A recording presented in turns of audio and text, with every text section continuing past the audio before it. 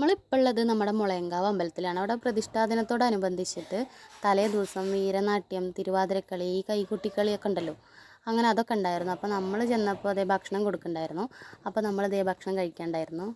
അങ്ങനെ അതേ അമ്പലത്തിൽ നിന്ന് അന്നദാനം കഴിക്കുന്നതിന് വല്ലാത്തൊരു ഫീലാണ്, വല്ലാത്തൊരു ടേസ്റ്റുമാണ്. അങ്ങനെ അതൊക്കെ കഴിക്കൽ കഴിഞ്ഞ് നമ്മളതേ സ്റ്റേജിൻ്റെ അവിടെ ചെന്നപ്പോൾ അവിടെ കുറച്ച് പ്രസംഗവും കാര്യങ്ങളൊക്കെ ഉണ്ടായിരുന്നു.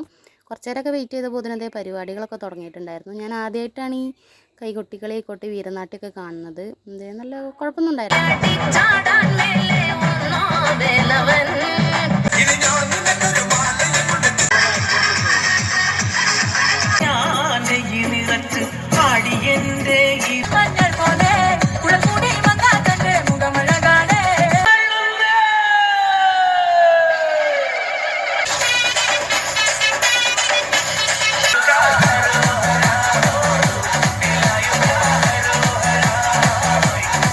ഈ ചെറിയ കുട്ടി നല്ല അടിപൊളിയായിട്ട് കളിച്ചിട്ടുണ്ടായിരുന്നു. എനിക്ക് ഭയങ്കര ഇഷ്ടമായിട്ടോ.